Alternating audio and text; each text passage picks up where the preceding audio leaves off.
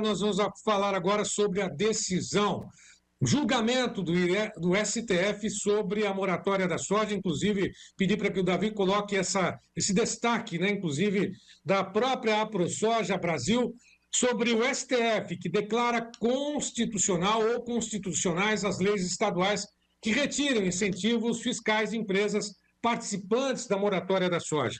É para a ProSoja Brasil que nós vamos agora conversar com o presidente Lucas Biber, que já está conosco, a quem agradeço. Prazer em tê-lo aqui no Tempo e Dinheiro, Lucas. Igualmente, boa tarde, Sérgio. Um prazer poder conversar com vocês. Então, a partir dessa decisão do STF, ao que tudo indica, foi uma decisão unânime. O STF pode dizer que lavou as mãos e tirou o CAD dessa situação toda, mas antes, para que a gente possa contextualizar, essa questão chegou até o STF por quê? Os governos queriam manter a cobrança. Como é que foi o processo todo de chegada dessa questão da moratória, desses incentivos até o STF, Lucas? Muito boa pergunta, Sérgio. Para contextualizar, né, lá nós tínhamos essa discussão da moratória já há muitos anos, tentamos, né, por um acordo, extinguir a moratória porque ela deixou de fazer sentido desde a criação do Código Ambiental Brasileiro. Mas, mesmo assim, as empresas vinham insistindo, então nós começamos a trabalhar e houve uma mobilização não só das entidades do setor da ProSoja, mas até mesmo a União das Câmaras dos Vereadores aqui do Estado, a Associação dos Municípios, porque a moratória não estava prejudicando só o produtor, mas também o desenvolvimento social e regional do nosso Estado. Aí que entrou essa lei proposta pela Assembleia Legislativa do Mato Grosso, através do deputado Gilberto Catani, mais 12 deputados coautores, foi aprovada com facilidade e depois foi sancionada pelo governo do estado, que teria vigência aí a moratória já desde janeiro de 2020, janeiro de 2025, correto. Porém, partidos como o Rede, Partido Verde, PSOL entraram com uma ação direta de inconstitucionalidade no STF, questionando a constitucionalidade dessa lei, já que a lei não trata, Sérgio, diretamente da moratória, ela trata que empresas que impõem acordos mais restritivos que a nossa legislação brasileira, o Estado tem a atribuição de retirar os incentivos fiscais dessas empresas se eles cobrarem mais do que a nossa legislação. E nós temos que lembrar que sempre a ProSoja trabalhou, né, na teoria, na hipótese da formação de cartel, já que essas empresas compradoras correspondiam mais de 90% do mercado comprador. Porém, quando eles entraram com essa ação direta de inconstitucionalidade, houve uma liminar do ministro Flávio Dino suspendendo os efeitos da lei.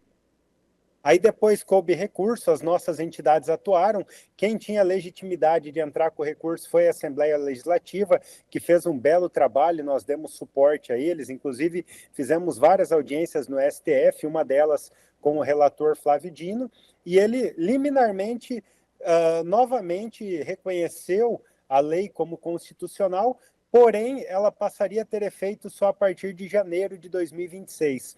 E, paralelamente a isso, a ProSoja Mato Grosso havia entrado com uma ação civil, né, coletiva, questionando os prejuízos causados pela moratória ao longo dos anos, que nós temos uma estimativa que ultrapassa os 45 bilhões, e também pedindo danos morais, já que a moratória prejudicava produtores desde assentados da reforma agrária, o pequeno, médio até os megaprodutores eram prejudicados, ou seja, não fazia distinção.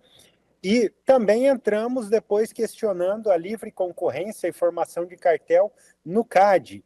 E aí, nesse ano, o ministro Flávio Dino havia novamente suspendido todas essas ações, trouxe para o STF para buscar um acordo.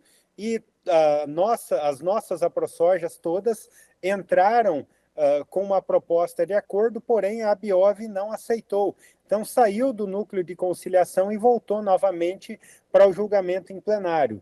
E agora o desfecho que nós tivemos nessa semana foi o seguinte: nós temos coisas boas e coisas ruins, mas temos que comemorar as boas. A principal, né, e melhor é que as leis foram reconhecidas como constitucionais.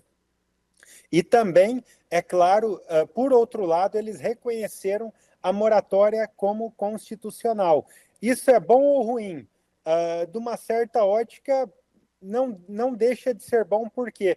Porque mesmo reconhecendo ela constitucional, ou seja, a empresa pode aplicar, mas com a validade da lei, mesmo assim a empresa vai perder o incentivo fiscal. Então foi uma vitória desde janeiro de 2026, a moratória morreu, deixou de ser aplicada e, pelo que ouvimos já, as declarações da Biov, a moratória não volta e é o que nós vemos diante dessa decisão do STF.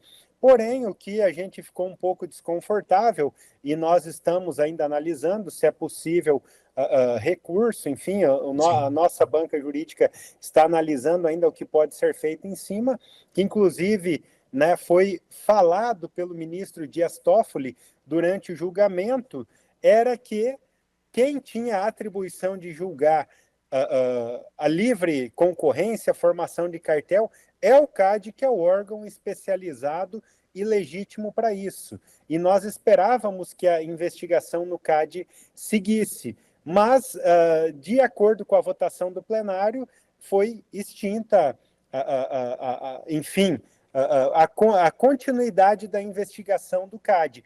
Eles não falaram que... Eu não, agora eu estou com uma dificuldade aqui de trazer o termo, mas, enfim, havia também uma medida preventiva do CAD desde janeiro que também suspendia os efeitos da moratória. Eles não foi tocado nesse assunto, então nós temos que aguardar o acórdão ainda, né, falando sobre isso, mas, de toda forma, a moratória hoje, as empresas que quiserem aplicar terão dificuldade, perderão incentivos fiscais, então isso traz fôlego para o produtor. Mas, dentro do possível, se houver alguma via legítima e legal ainda para buscar que o julgamento no CAD corra, é claro que o nosso jurídico vai trabalhar para isso. Em resumo, as ações que foram levadas à justiça, junto ao CAD, inclusive, que foram parar no STF, são extintas, por dizer assim, né? E as leis estaduais que cobram ou que dão incentivos à moratória, até mesmo os estados, eles podem continuar cobrando, né? As leis estaduais foram mantidas, né? Agora, diante dessa situação toda, Lucas, você acha que podem surgir outras restrições, né? Porque tem aquele caso todo dos Estados Unidos, né? Aplicaram leis aí, ou até mesmo o tarifaço sobre o Brasil, alegando exatamente essa questão do desmatamento. É uma situação um tanto quanto complexa, né? Mas você acha que cabe recurso, haverá recursos entre os lados, não, positivos e os negativos dessa ação toda? Ou seja, o STF lavou as mãos. Eu não posso dizer que lavou as mãos, eu acredito só que a investigação no CAD deveria seguir, seria o ideal, mas nós vamos analisar, inclusive, na área internacional, se tiver algo que possamos fazer, nós vamos fazer, porque esses produtores foram lesados, assim como municípios, estados e pessoas, né? Nós temos um exemplo aí de Lucas do Rio Verde, Sorriso, Nova Mutum, todo esse eixo da 163 foi aonde foi desbravado antes de 2008, antes da moratória, e virou essa região pujante. E por que não, né, nos estados do Maranhão, Piauí, Tocantins, enfim, e aqui no Mato Grosso, outras regiões mais distantes que agora com a viabilidade logística podem ser exploradas, porque que legalmente dentro da nossa lei também não podem. Então, houve dano sim, e deve-se haver uma reparação, Sérgio.